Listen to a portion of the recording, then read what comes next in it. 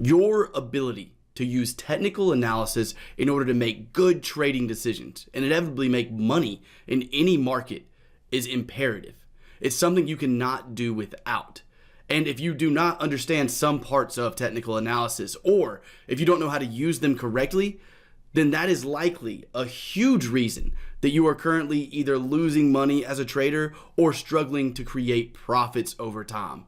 So for that reason, what I want to do in today's video is show you everything you need to know about technical analysis. We're going to be going all the way from what a candlestick chart is to indicators, support and resistance, trend, all the way to entry patterns and how to take stops and targets. We're dissecting everything today. In this video, I will be pouring all the knowledge about technical analysis that I have gained over the past decade of my own trading career into one video. And since I'm doing that for absolutely free, it would be awesome if you could just smash that like button for me to help out with the YouTube algorithm. If you are new, go ahead and click that subscribe button because we come out with content like this each and every week. If you're already subscribed, welcome back. You know what's coming. I'll see you after the intro and disclaimer.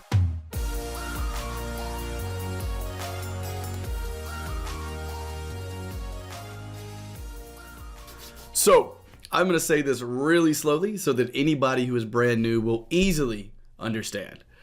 Technical analysis is the study of historic price movements in order to make accurate decisions of what the market may do next. Technical analysis is how we make those accurate decisions of what price may do next. Every part of technical analysis is based around price. Think about a candlestick chart.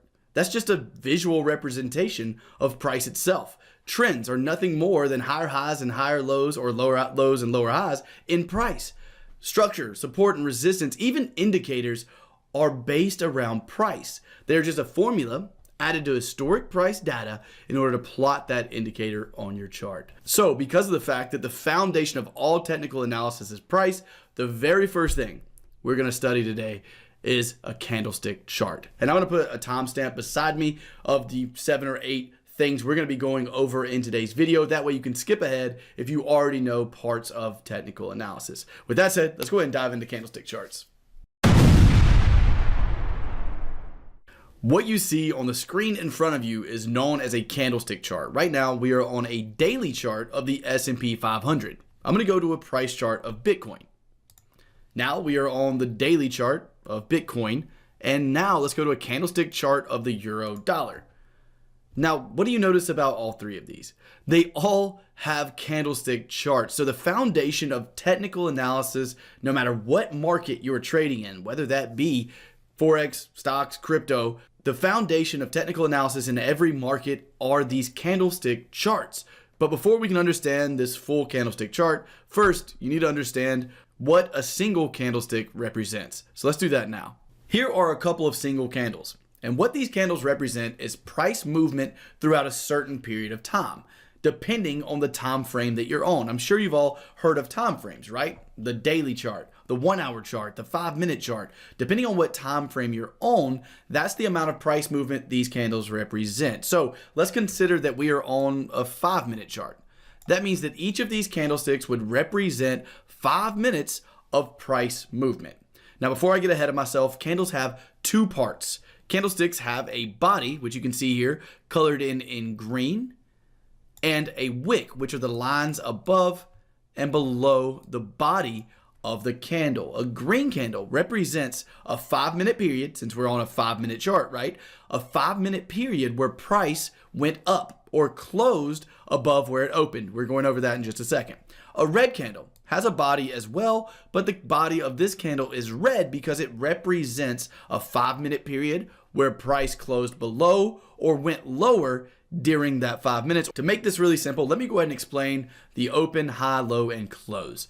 The open of a candle is where it opened during that 5-minute period. So let's say that the beginning of our candle is at 12 o'clock.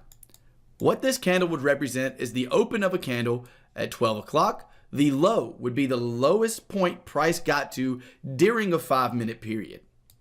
The high would be the highest point price got to during a 5-minute period, and our close would happen at 12:05, and that would be the ending price during a 5-minute period.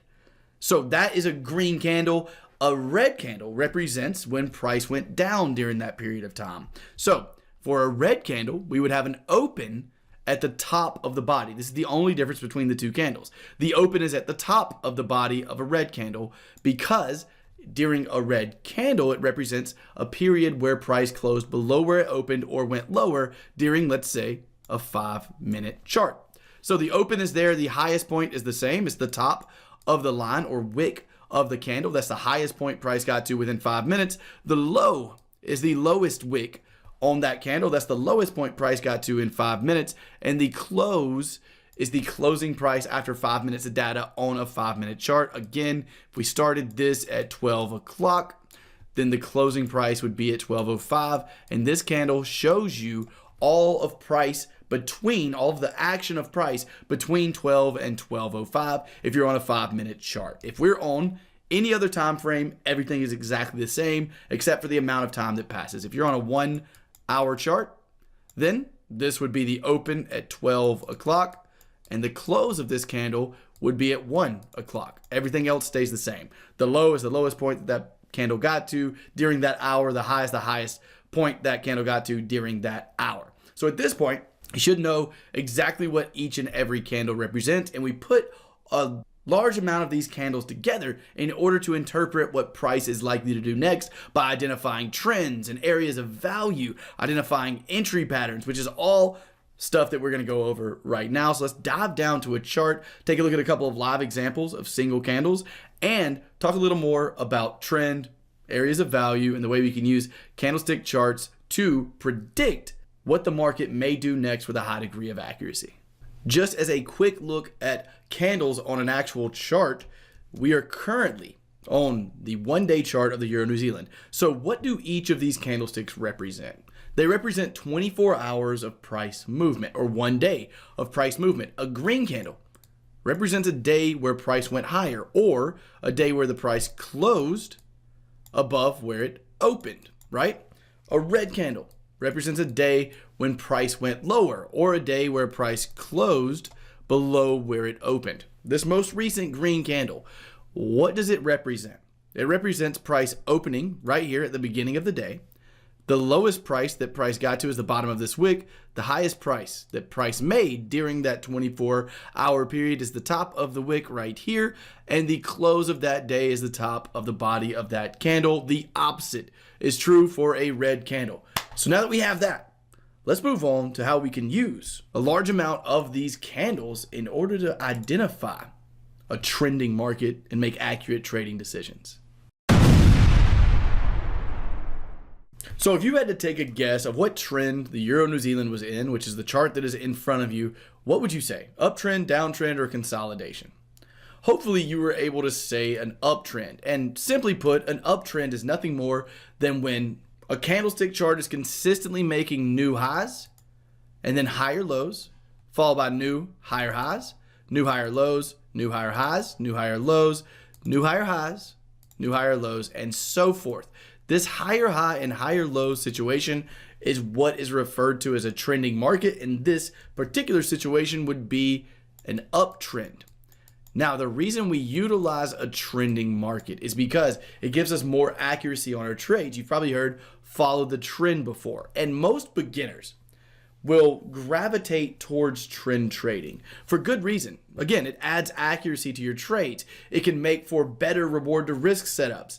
And all in all, it's much easier to ride a trend that's already there than to pick the very top or the very bottom of a market trying to trade reversals. So it's a good thing to trade with the trend. With this market being in an uptrend, what direction would you like to trade this market? To the upside, right? You'd want to be buying while the market is in an uptrend. But here's the problem with trend identification that I see all the time, and that is just not really understanding or having a set in stone, objective, defined way to identify trend. A lot of traders can easily identify this, right? That's an easy trend to see. But what if price is acting like price normally does and it looks more like this? We have our high to low, a new high, but then price does this and this and then finally goes up and then goes up again. At this point, doesn't it get a little bit harder to identify trend? So with that being the case, I want to give you an objective way to identify trend right now. What we have in a trending market are impulsive moves. That is the big moves that break into new highs. Right here is our impulsive move. I'll label those with an I. These are the impulsive moves. After an impulsive move, the market takes a breather. We call that our pullbacks. These are our pullbacks in price.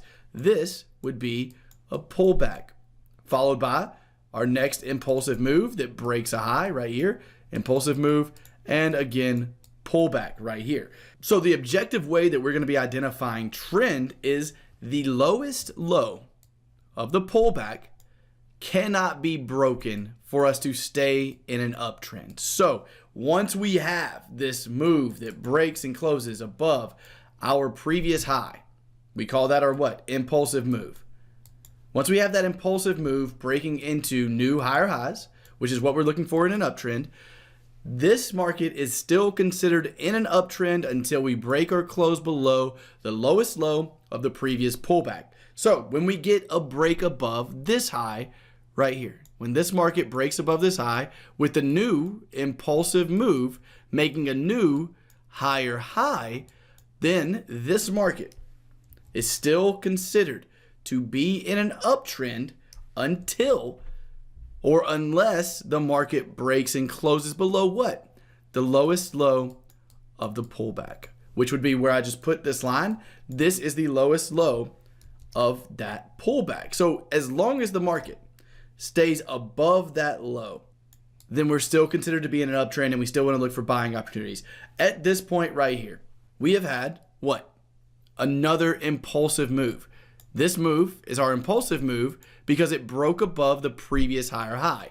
At this point, what level cannot be broken for us to continue this uptrend?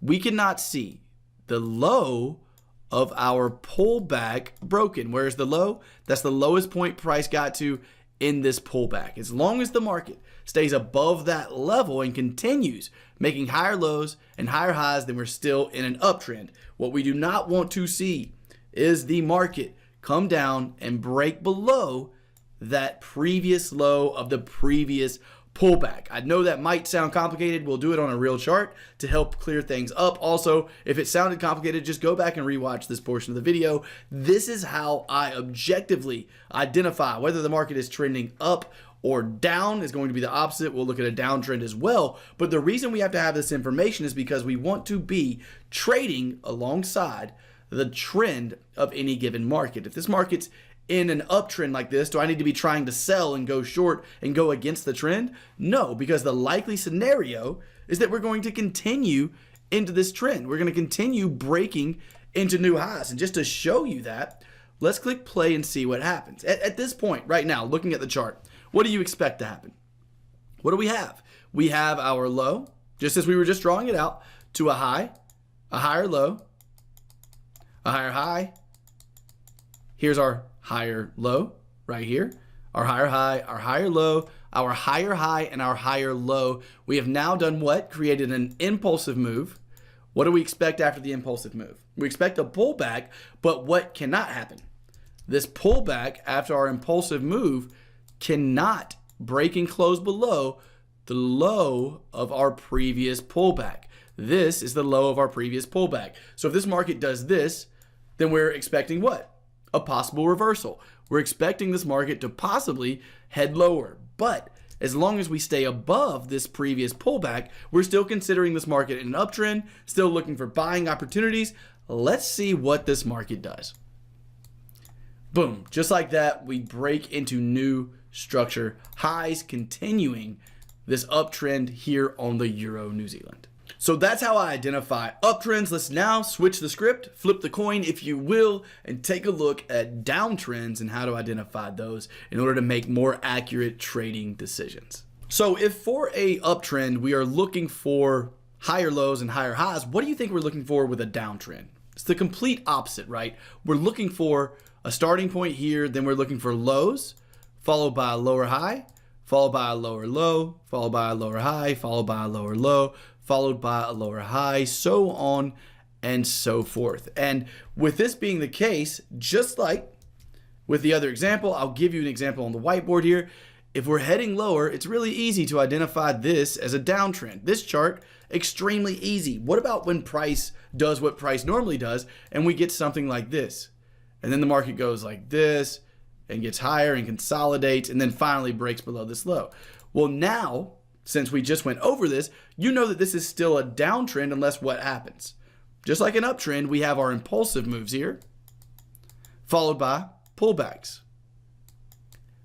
What we do not want to see is the market break and close above the high of the previous pullback in a downtrend. If that happens, then we're considering that a possible reversal. But as long as that doesn't happen, then we are still in a downtrend. And what kind of trading opportunities are we looking for if this market's heading down?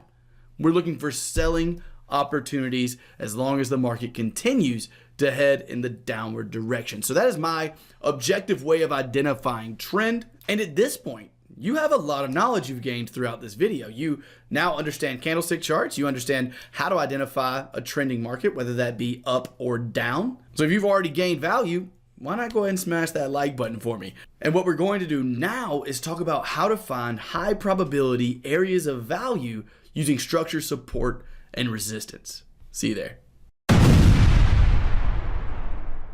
Support and resistance are simply areas in the market that price is likely to react from. Support is an area in the market that price is likely to have a bounce up from or be supported by, whereas resistance is an area in the market where the price of an asset or currency pair or crypto or stock is likely to fall or drop down from.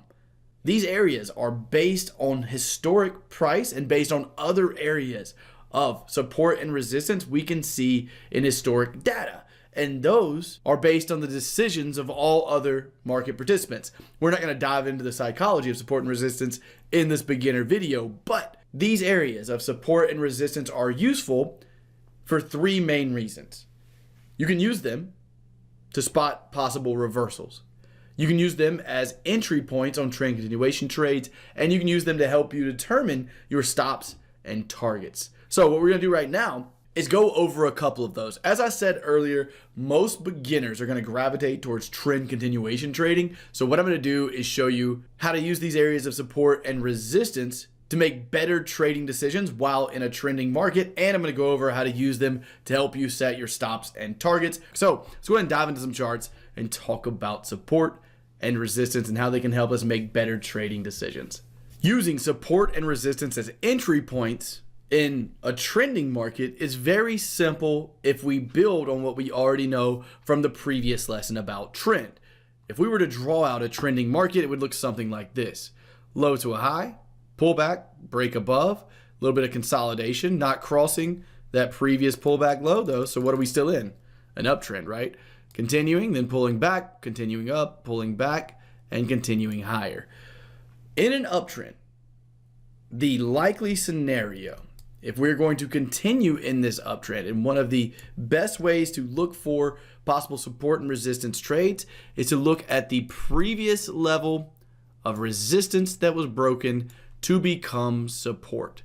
This is how we use support and resistance for entry points in a trend continuation model and in a trending market is by using that previous level of resistance as possible support. Let's do a bearish example. In a bearish trend, the trend would look something like this, right?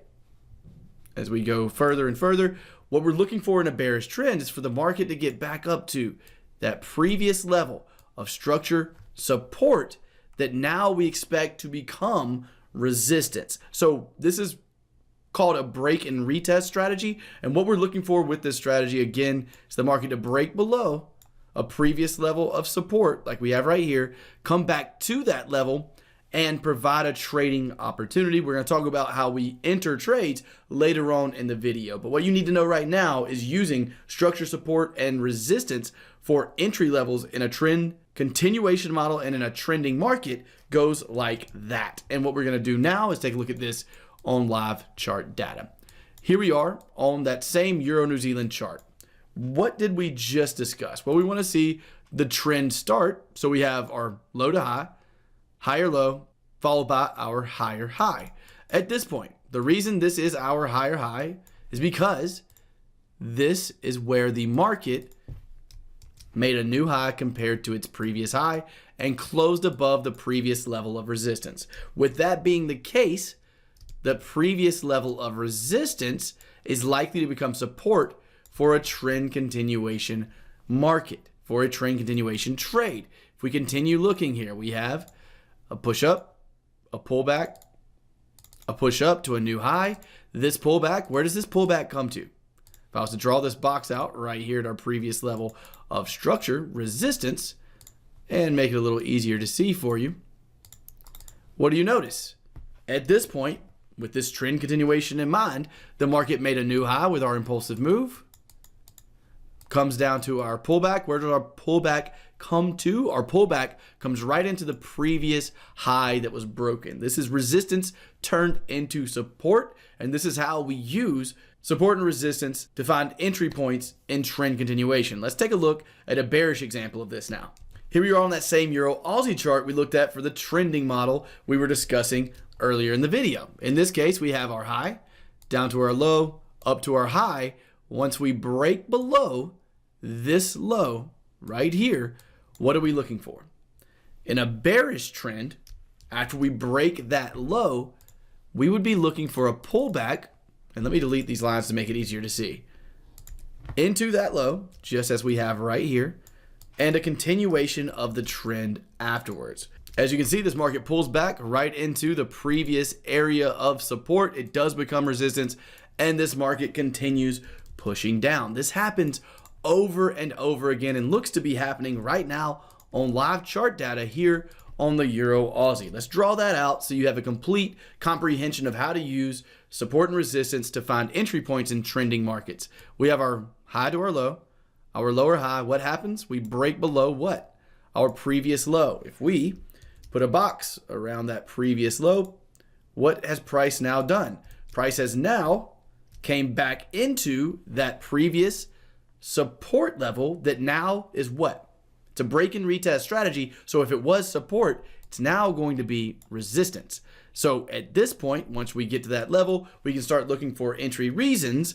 Again, we're going to talk about ways to enter the market in these types of situations a little bit later on in the video. But for now, it's just important for you to understand and comprehend that we're looking for breaks and retests of support and resistance levels in trending markets, whether we're trending up or down. That shouldn't have been too hard to comprehend, but if you had any trouble, rewind the video and watch that section again. Now let's talk about how to use these levels for possible targets. Let's go back to a bullish example. So for a bullish example of this, let's say that you got a entry in this area on a lower time frame. Let's say you dropped down and you saw like a double bottom or something in this area. If that's the case, then the way we could use support and resistance for possible targets is this level of support, this box that we drew. We definitely want our stop loss below that level. So with that being the case, we would make sure that our stop is below that level, keeping us safe. In terms of what we can expect out of targets, the way we use this to prepare to take those targets is if we're expecting trend continuation. And before I continue, do you see how everything's coming together? We learned about trend in the last section. If your pullback has not broken below the low of the previous pullback, then what's the likely scenario? That we break above these highs, right? Into new highs and continue in this uptrend.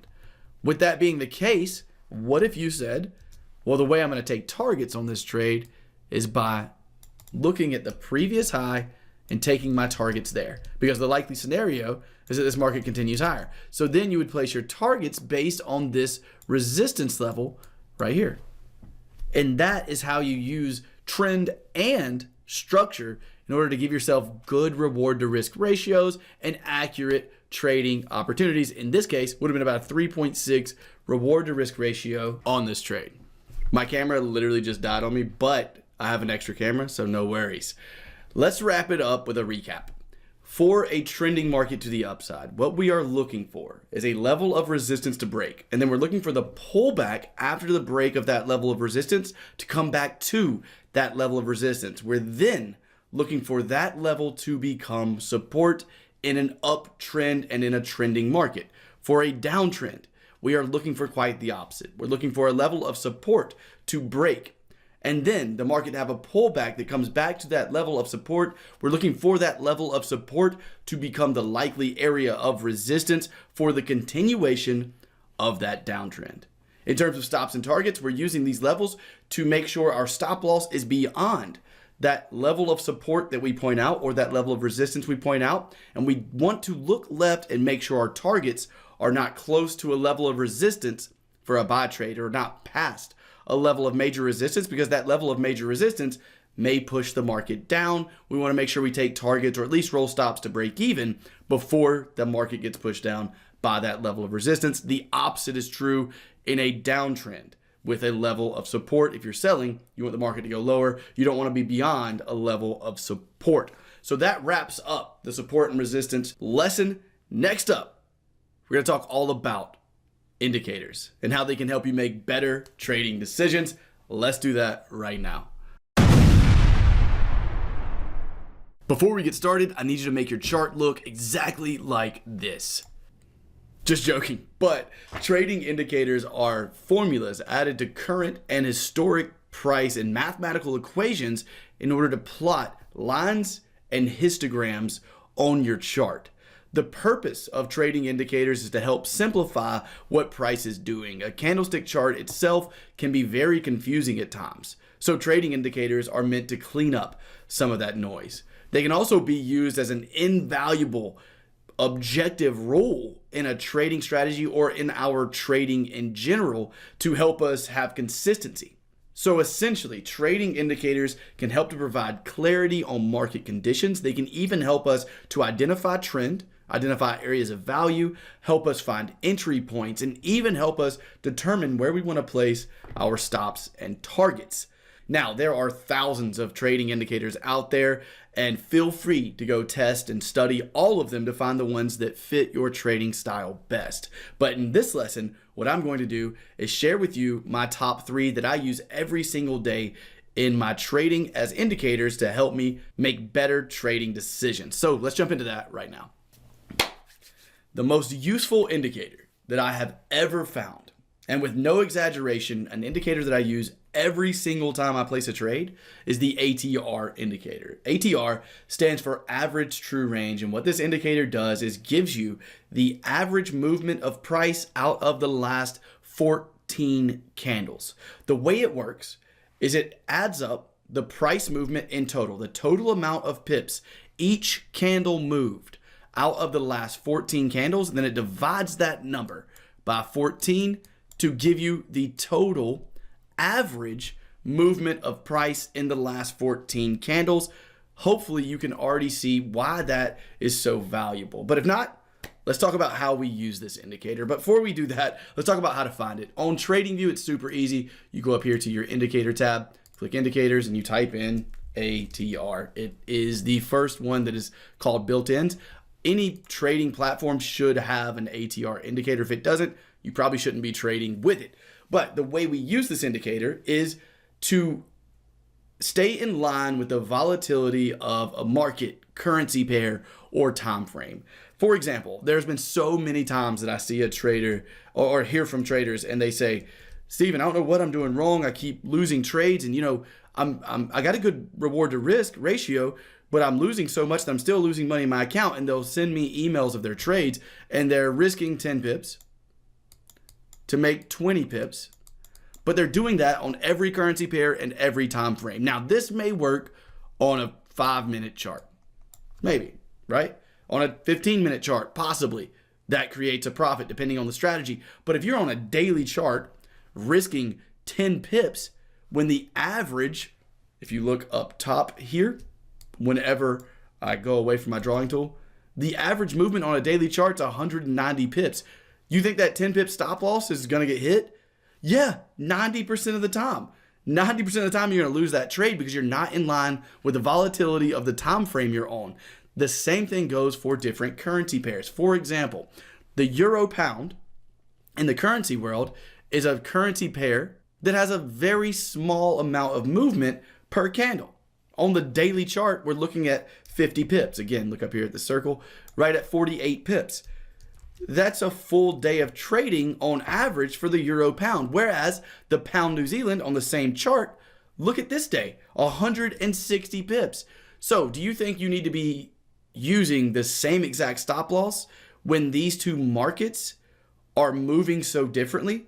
One moving in tiny amounts per candle, one moving in huge amounts per candle? No, so that's why we need the ATR indicator to help us stay in line with the volatility of a certain currency pair or a certain time frame to keep from getting wicked out by the market. If you've ever been wicked out of a trade, a lot of that could be because you're not following the volatility of a certain market. So now let me move on and show you how I actually use this in my own personal trading.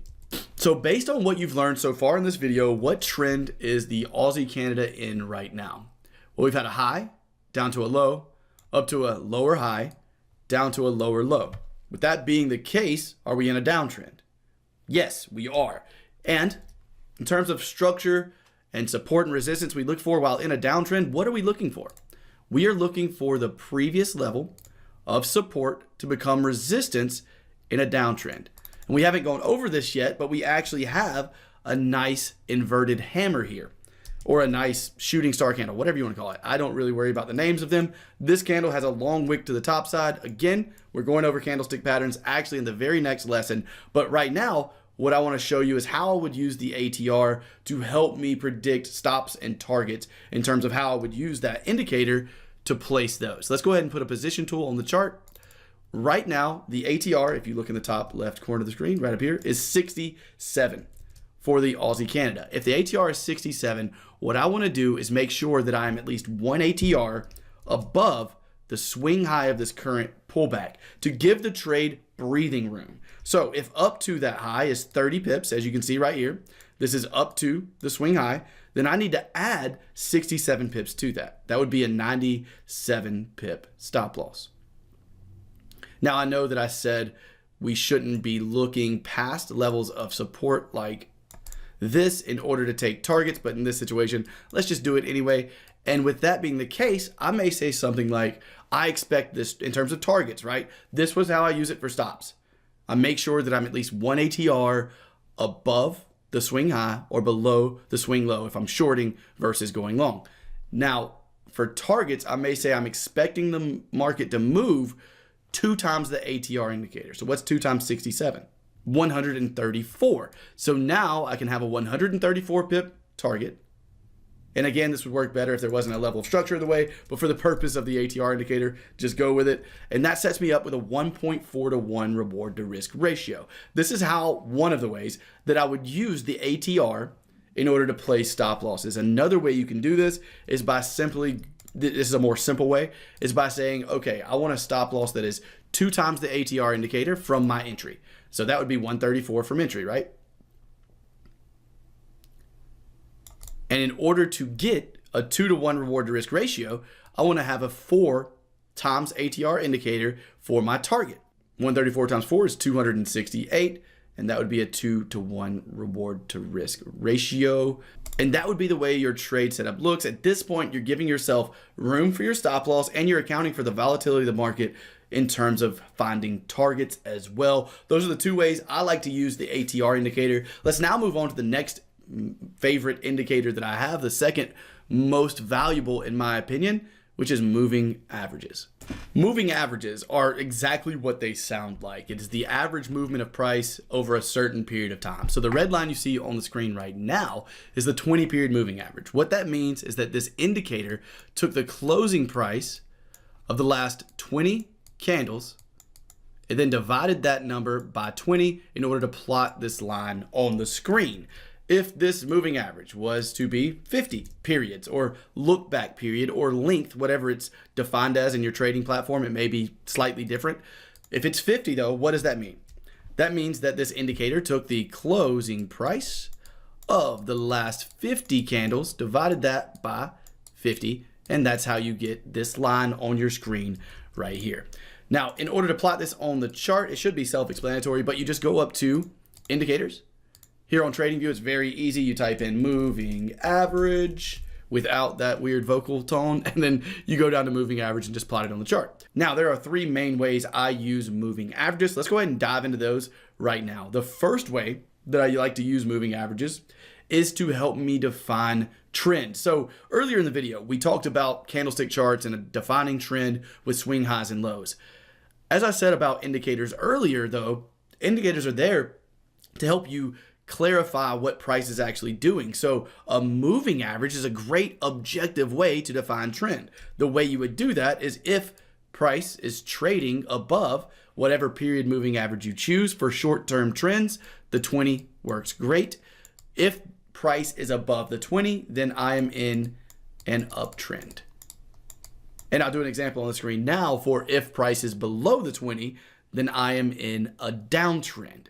And that's the way we would use a moving average, a single moving average, to help us define trend. And the way we would trade based around that is we only look for buy trades while price is moving and creating new highs and lows above the 20 period moving average for this short-term trend and highly volatile trend. If it's staying above the 20 moving average, it's in a really high volatility trend. Great time to trade breakouts, which we're going to discuss later on in the video. But the next way I like to use moving averages is as an area of value. As you can see on the chart here, yes, this is cherry picked and it will not work every single time. I'm not saying buy every time the market hits the 20 period moving average. Trust me, I've done that and it sucks. It does not work. That's why, let me just break off for a second here. That's the reason that we have to have a combination of all of these technical factors in order to create a profitable edge over the market and a profitable system. We can't just use one. But let's get back to the video. This can add confluence to a trade when you're using this area of value with combinations like the previous level of resistance that was broken and candlestick patterns, right? But as I digress, the 20 period moving average can act as a great area of value in short-term trends. As you can see on the chart here, when the market pulls back to that moving average, we get a pop out of it. Pulls back, gets a pop out of it. Pulls back, gets a pop out of it. Now, in terms of using moving averages for identifying areas of value, there are only three I would use, and that is the 20 period moving average we have right here, the 50 period moving average that we have right here, as you can see, support, provided area of value out of the market, and I bet this is going to land somewhere near the 200, or this may. Let's try it. And the 200 period moving average. So those are the only three I would use. Damn, I was close.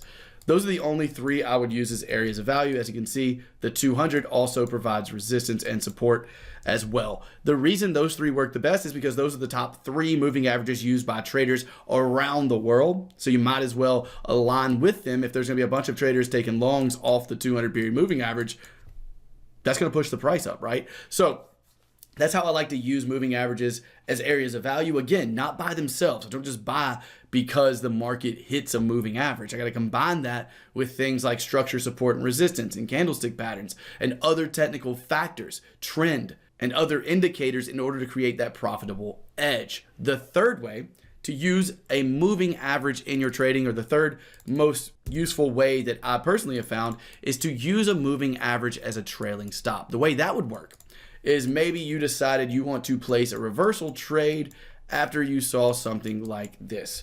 The market broke above a previous resistance, right? Our trend continuation trade that we've talked about. We got our higher high, higher low, higher high. Now we're pulling back into that resistance. Let's say you place a trade there.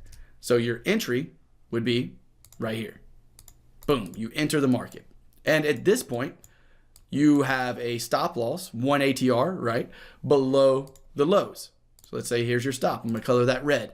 What you would do with the third way is use the moving average as a trailing stop. So if you were just going for a regular 2-to-1, you'd probably be out of your trade right up here. And that's great. You know, you got your 2-to-1 reward to risk. Awesome. But if you would have used the 20 period moving average as a trailing stop, you could have got a little bit more out of this trade, taking profits up here closer to a 3 or 4-to-1 reward to risk ratio. So in a trending market, using a moving average as a trailing stop can be highly beneficial to capture more of that trend and essentially capture more targets out of that particular trade. So those by far are my favorite two indicators. The other indicator that we are going to go over, although I barely use it, is the RSI indicator, because I do think there's a place for it when trying to trade reversals, only when combined with other factors like structure, higher time frame, trend, all of things that we're going to go over later in the video, but we are going to discuss the RSI indicator right now.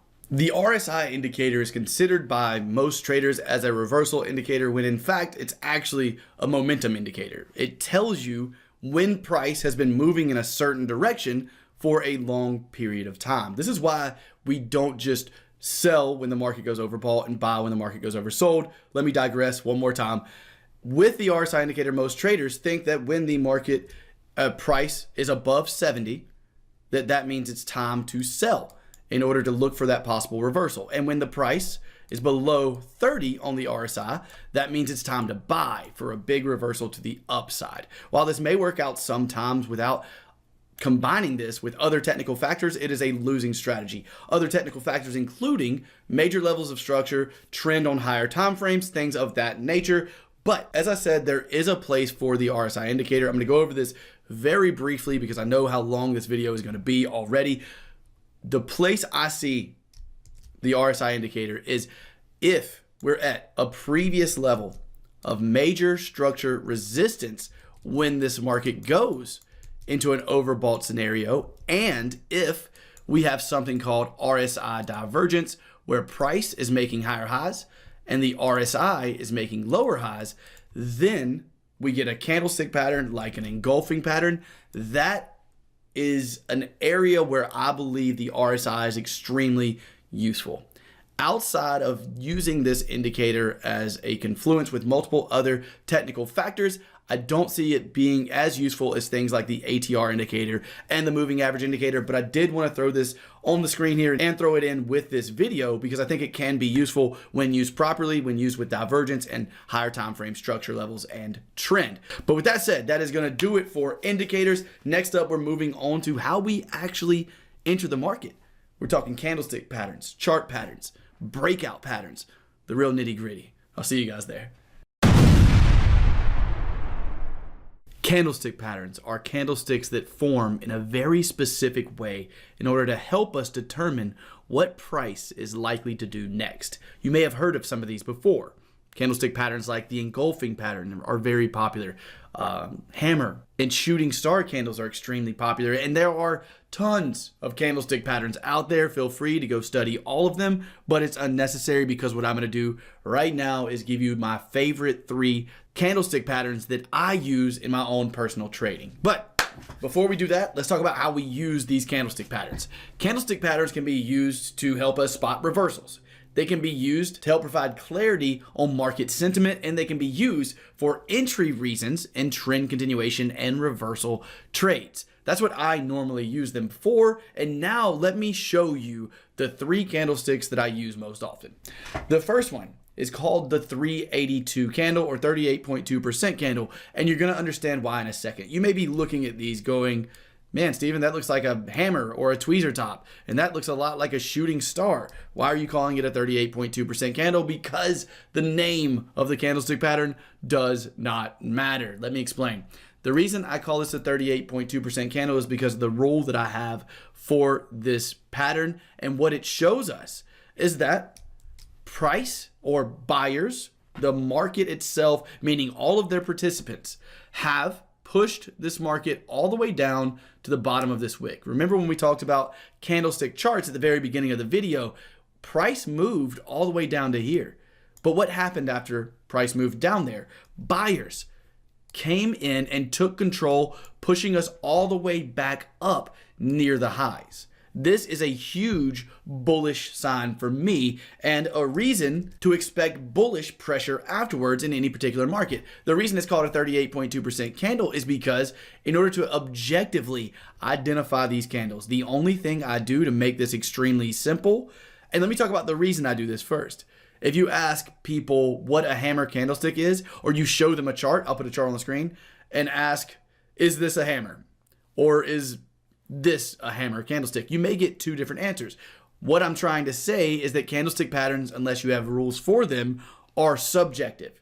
And in order to have consistency in our trading, we have to be objective. So an objective rule I have for the 38.2% candle is that I pull a Fibonacci retracement from the swing low of the candle itself to the high of the candle itself. As long as the entire body of that candle is above the 38.2% retracement, then I count this as a valid 38.2% candle, and I count this as a candle that's showing me buying pressure.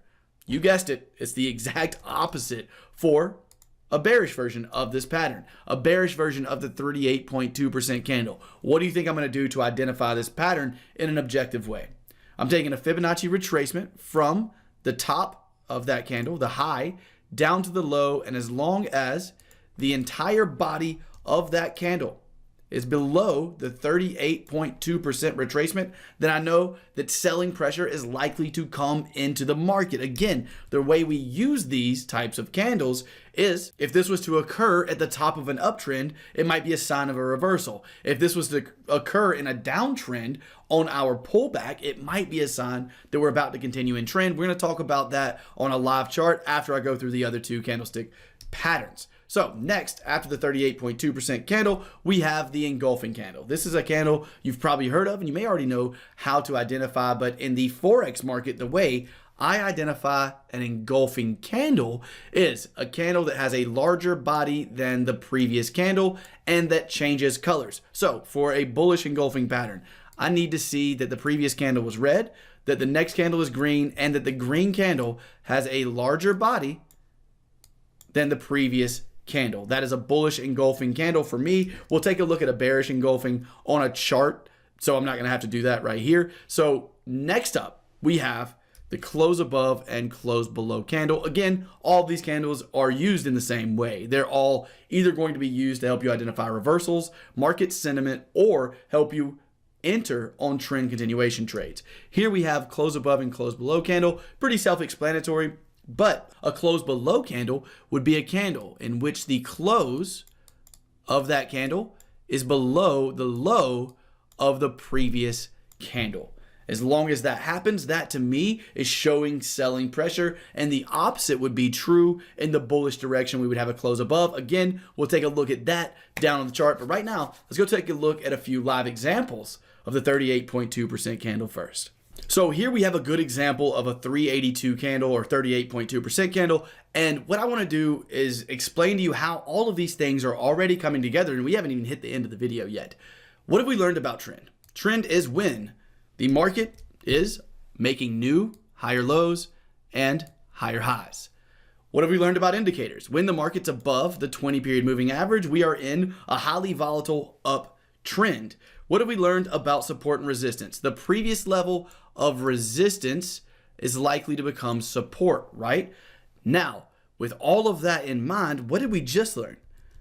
A specific candlestick formation called the 38.2% candle. Look right here. Does this candle have a long wick? Let's talk about the psychology behind it really quickly. The candle opened here. Sellers pushed it all the way down to the bottom of the wick, but buyers took back over. As soon as that happened, as soon as the sellers said, we're pushing this market down, buyers said, hell nah, we pushing it back up. And they did. We close up here closer to the highs. This happened while in an uptrend and at our area of value being this previous resistance level. Now, let's make sure this is a 38.2% candle. We have to use a Fibonacci retracement. We're pulling it from the low of the candle to the high of the candle. And once we do that, is this candle, the entire body of it, above the 38.2% retracement? It is. Therefore, objectively, we have a reason to enter this market. That's what I was talking about when I said these can be used for entries into a long-term trend. So in this case, we have a long-term uptrend. We have a market at an area of value, and we get our specific entry reason showing us buying pressure. Now, again, we're combining everything. So let's put on our position tool. What if we say, okay, one ATR, how do we play stops? With the volatility of the market that we're trading. Right now on the Aussie Canada daily chart, the ATR or average true range is 66. So Let's go down to our swing low. Our swing low is right at 47 pips. That plus 66 is 113 pips. So we have a 113 pip stop loss on this specific trade. And let's say we want to use 2 times that ATR as our target. 66 times 2 is 132. So move that up to 132. And we now have our trade set up. Let's click play and see what happened. Boom, hit targets, no problem for about a 1.2 to 1 reward to risk ratio. I wanted to do that entire scenario just to show you how everything is coming together. If you like that, then make sure to go ahead and smash that like button. You've been watching this bad boy for like 45 minutes now. I know you've gotten at least some value out of it. So go ahead and click that like button for me. Go ahead and comment as well if you're still here, because that is amazing. All right, so that is our 382 candlestick pattern. Let's talk about how we can use it for reversals. And just to show you that it doesn't always work, I have no idea. I've not looked at this data yet. This might work as a reversal and it may not. But right here, what do we have? We have a 382 candle at the top of an uptrend. If this market happened to be overbought on the RSI, check it out. It is. Combining other technical factors, looking left for resistance. We're not quite at a level of resistance right now, but this would be an example of the 382 candle. And why would it be an example of that candle? Because if I pull a Fibonacci retracement from the top of this candle down to the low of this candle, is the entire body below the 38.2% retracement. Yes, this is showing us selling pressure. In the same way, we would set our stop loss 1 ATR above this candle here, and then have a target somewhere near these levels of support. May not work out. Or then again, if we had our targets down at this level of support, then it would have worked out. We would have hit those targets right here. So this is how we can use the 38.2% candle to help us with entries on trend continuation trades and to help us identify possible reversals. Let's take a look at a couple of live examples of the engulfing candle as well as the close above, close below candle, but essentially they all have the same use. They're all going to be used either to spot reversals or as possible entries in trend continuation trades to ride the trend up even further. Let's go ahead and look at the engulfing candle on live charts right now. While we were on the whiteboard, we looked at a bullish example of the engulfing candle. So here we're going to look at a bearish example. And again, I want you to see the things that are coming together on this trade. It is a winning trade. Yes, it's cherry picked, but it has a very good merit behind it because of the fact that, let's do this one more time. What kind of trend are we in right now? Well, according to the 20 period moving average, we're definitely in a downtrend. Price is below it. Are we making new lows and new lower highs below the 20 period moving average? Yes, we are. Here's our last low, new lower low. Here's our last high, lower high. This could be our next lower high. We are at what? The 20 period moving average. Is that an area of value or possible area of resistance? Yes, it is. All of those coming together, and then the entry pattern we can try to use in trend continuation type trades is what? This engulfing candle. As you can see here, an engulfing candle, as I explained earlier, is just a candle in the Forex market at least, whose body is larger than the previous candle, and I need a color change. Green to red, that's a color change. Is the red body larger than the green body? It is, therefore we have a valid bearish engulfing candle here for possible entry into this trend continuation setup, pushing the market further down and showing us selling pressure. Next up, we're gonna take a look at an example of the close above candle. Let's take a look at that now. Here's a good example of a close below candle. This big red candle, what happens here? We close below the low of the previous candle, and we do so, the where is very important. Like I said, you wanna do it in areas of value, right? We don't wanna just trade random close above and close below candles. That's not a profitable strategy. We have to combine a number of technical factors in order to create a profitable strategy. So in this case, what we have is the top of an uptrend. This market's been heading higher. What you can't see yet, we know this is a valid close below, right? You understand that, I hope, that a close below is nothing more than a candle that closes below the low of the previous candle. The opposite's true for a close above. But I want to show you how everything comes together yet again, because this happening in the middle of nowhere, like it did right here, is irrelevant. I'm not trading this just because we have a close below candle. No, I want to trade these in areas of value such as previous levels of resistance. As you can see, my my gray box here is showing that this was a level of previous resistance that pushed the market around a ton. now that we're back to this level, I have an area of value. This is another good example of how to use the RSI indicator. Here we have a overbought situation. And what do we have? We have higher highs on price, but what's the RSI doing? If you'll remember from the indicators portion of the lesson, what we were talking about in terms of divergence is higher highs on price and lower highs on the RSIs. Is that what we get here? Yes, it is. So with all of these factors coming together, it's a pretty good opportunity to try to use our close below candle as an entry on this trade. Doing so would look something like this. We have an entry at the close of that candle. The ATR is 77. So we have 98 plus 77. We're going to go 177 to make this easy math. 177 for our stop loss. We're going to put a target down at the previous level of support, which is right here. And we're going to click play to see what happens here on this specific trade.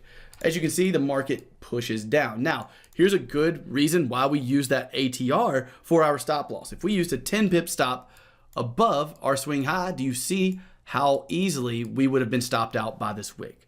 Instead, we used the ATR indicator, combining all of our good technical factors to help us have a positive trade here.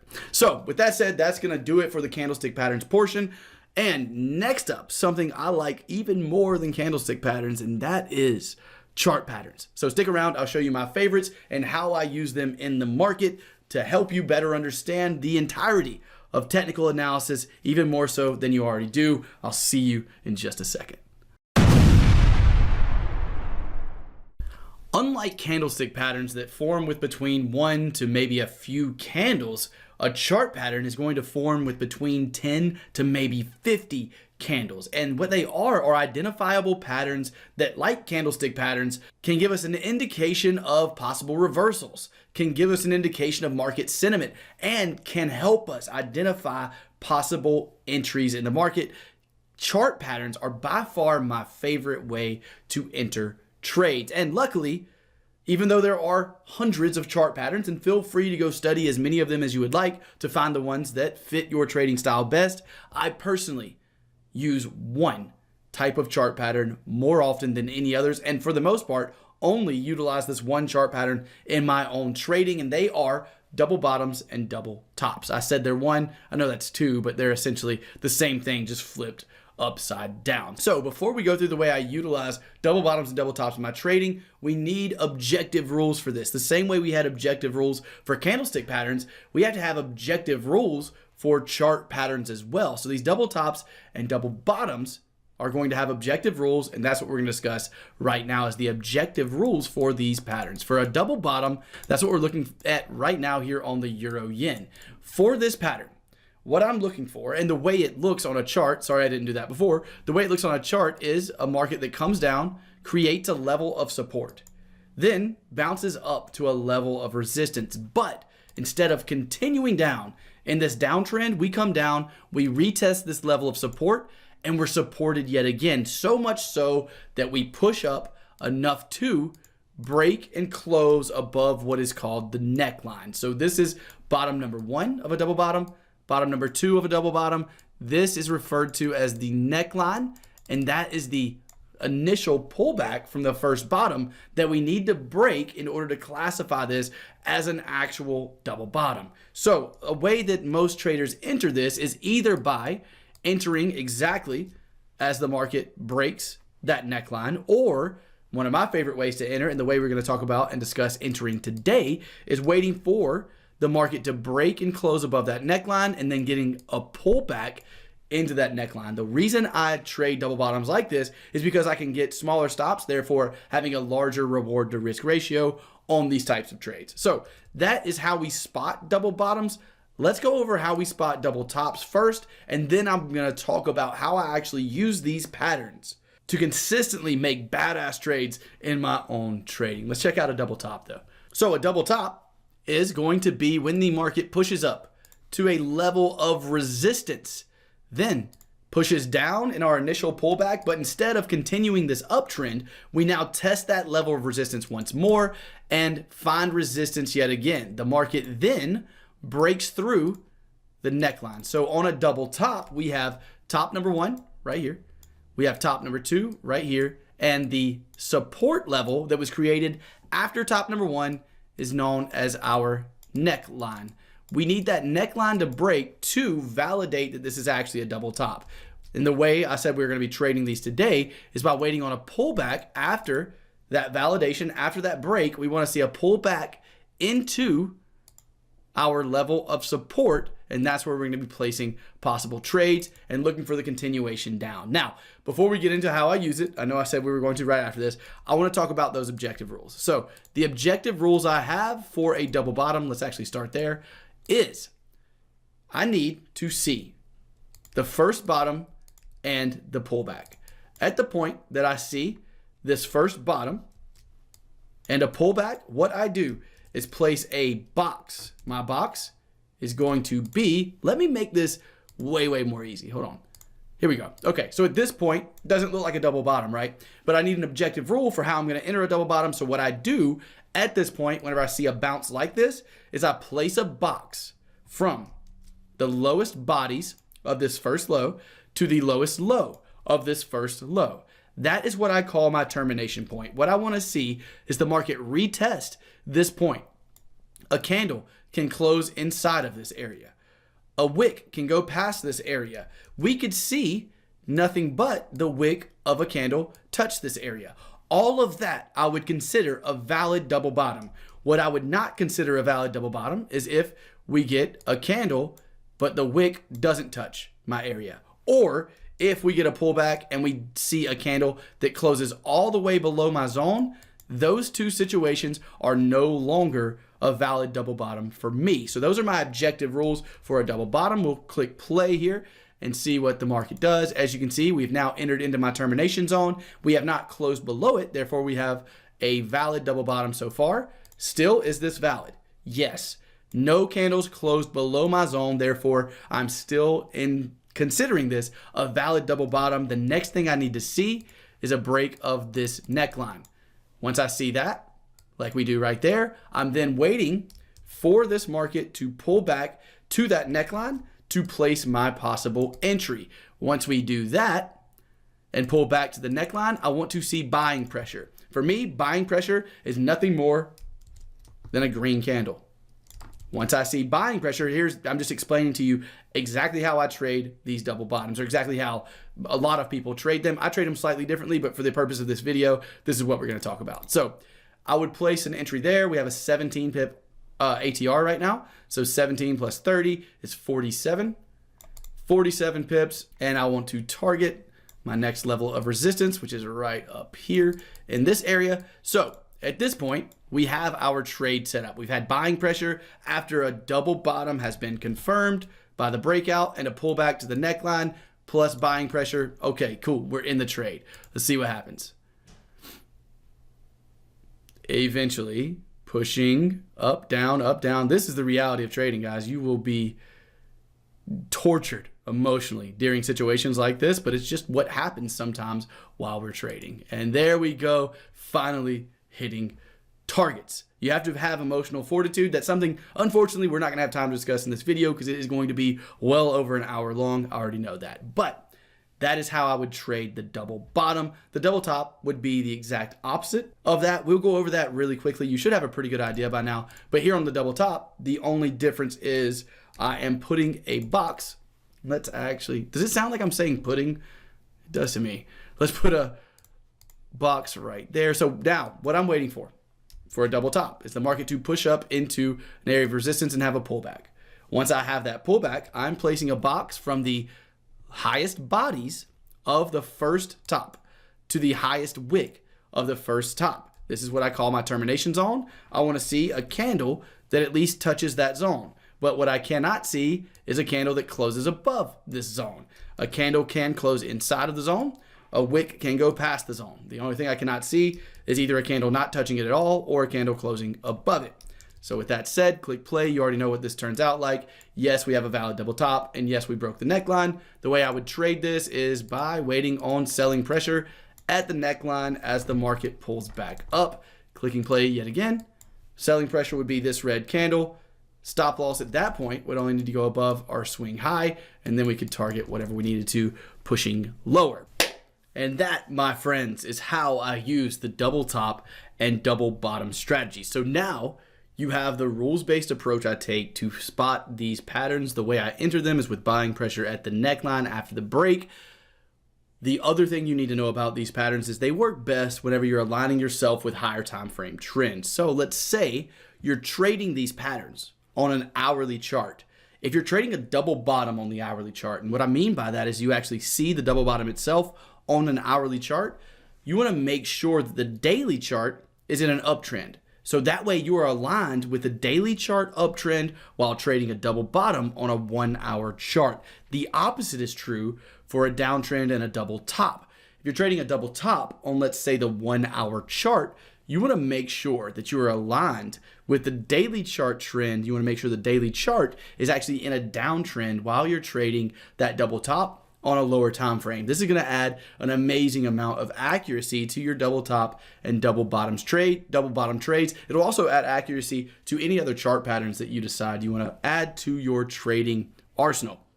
So that's going to do it for the chart patterns portion of this lesson. Next up, we got breakout patterns. So we're going to go ahead, take a look at some breakout patterns and how I like to use them in my own trading to make the best trading decisions possible. I'll see you there.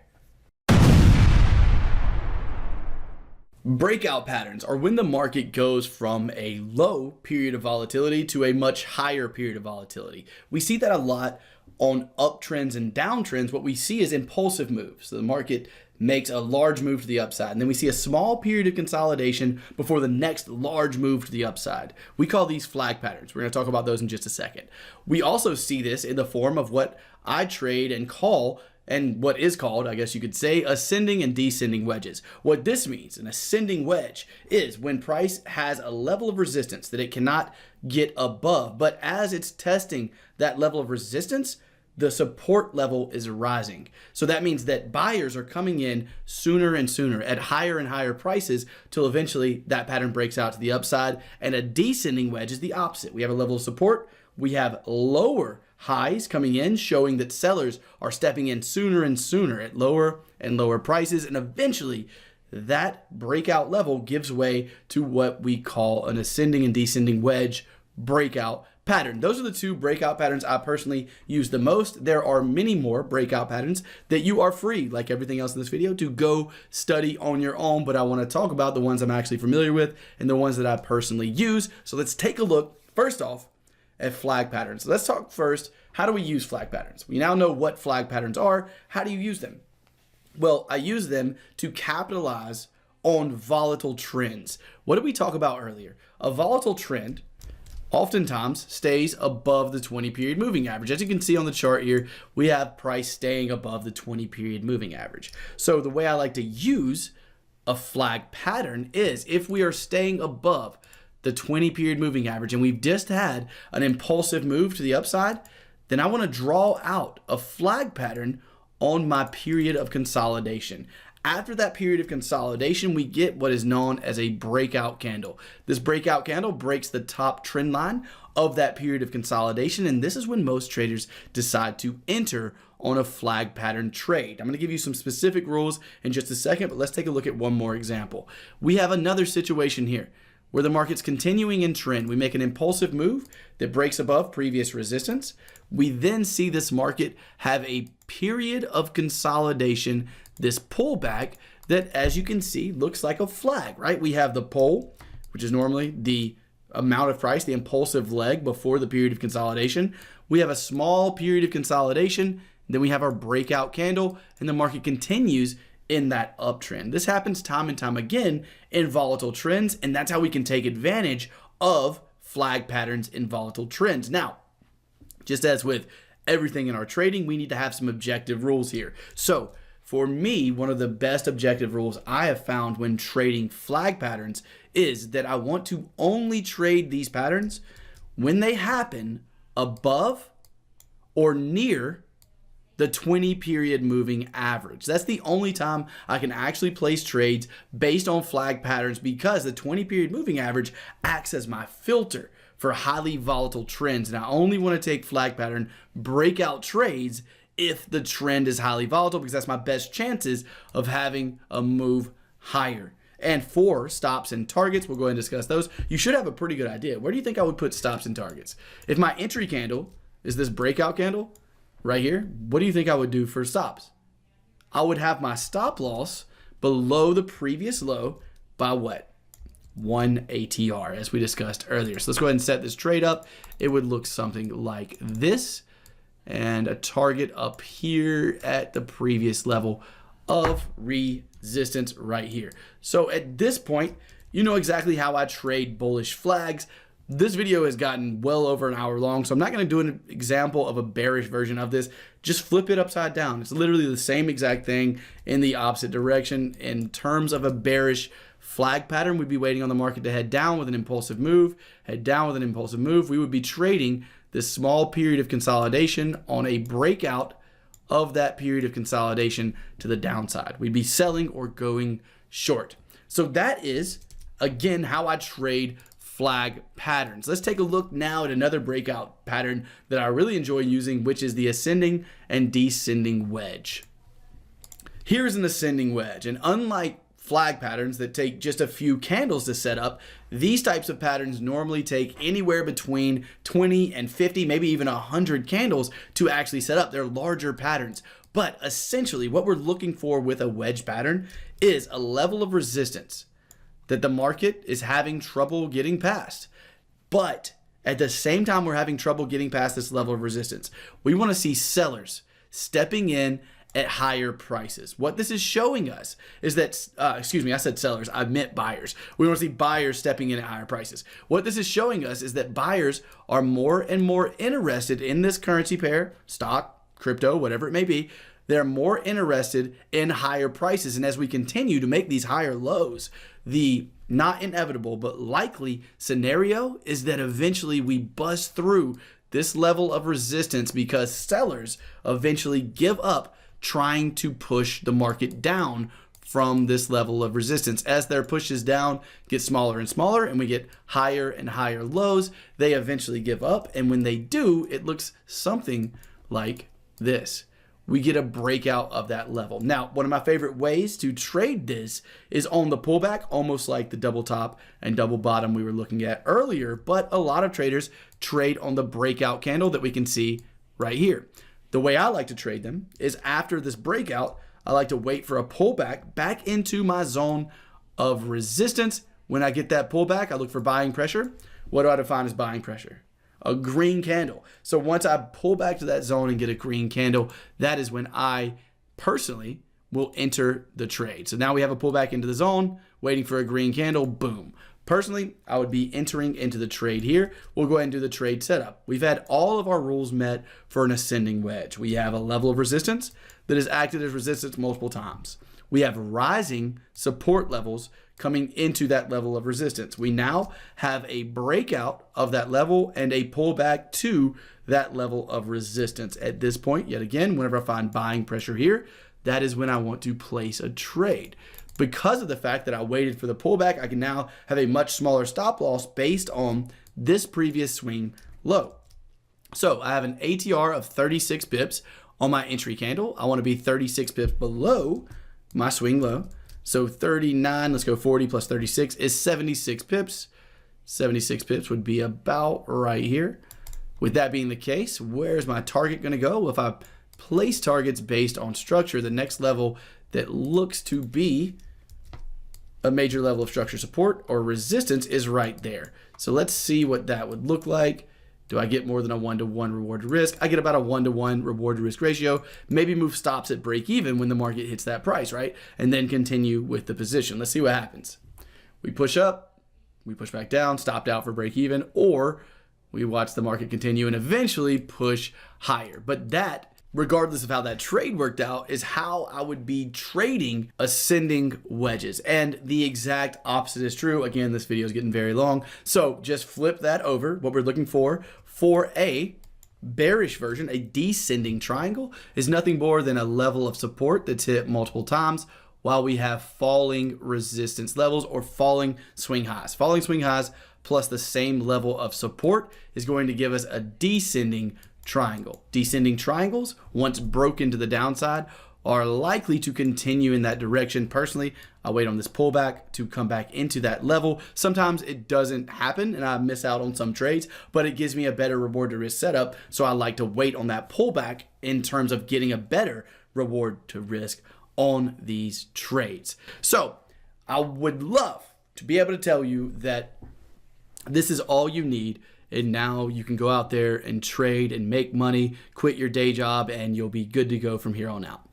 Unfortunately, that is not the case. Unfortunately, just understanding technical analysis isn't enough. Although in this video, I did share everything you need to know about technical analysis, I did not and was not able to, in one video, share everything you need in order to be a consistently profitable trader. But luckily, we do have some space available in our mentorship program. So if you would like to learn the exact combination of technical factors I use that I call a strategy, the exact strategies that I use every single day in the market, if you would like mentorship from me personally with any questions you have about the course that we have, that we offer, or about Forex in general, if you would like to receive a video every single week of the trade setups that I'm looking to take throughout that week, along with much more, including an entire course that goes over the other two huge aspects of trading outside of technical analysis, which are trading psychology and risk management. If you want access to all of that and you want to speed up your journey to becoming a consistently profitable trader, then there's a link below to a very discounted price on the EAP training program. We're actually running the Black Friday sale again, and the reason is because, well, mostly I'm just too lazy to create a new sales page, and I want to give you a discount for watching this entire over an hour long video. So if you're interested in that, you can get everything that I've ever made in terms of paid content for $697, or for like 3 payments of $297. If you can't afford the whole $697, we do have a payment option. You can learn all about the program, what it includes, and how you can get access to it by clicking the link in the description labeled EAP training program. If not, that is totally fine too. You now have everything you need to know about technical analysis. Combine some of these technical factors to create your own strategy. Take that strategy, back test it, create risk management plan around it, and work on your trading psychology, demo trade for a while so that you get confident and consistent. Probably need to look up some videos on this. If I was you, I would literally go on YouTube, look up risk management. If you only know technical analysis now and you're a complete beginner, go on YouTube, look up risk management, look up trading psychology, try to implement those into everything that you've already learned, then create a strategy out of everything you've already learned by combining a bunch of these technical factors, and try demo trading that for a while to see if you can actually create a profitable 3 months with a rules-based strategy. If you can, hats off to you. You're doing better than 95% of traders. And then you can choose when you would like to take your trading live. As I said, we do have the EAP training program at a major discount right now. Check that out if you want some more advanced training and some more help with your trading personally from me. If not, totally fine too. Make sure you click that like button. Make sure you're subscribed. I am so tired right now because I've been doing this video for like 8.5 hours that I am out. And I'll see you guys in the next video. Talk soon.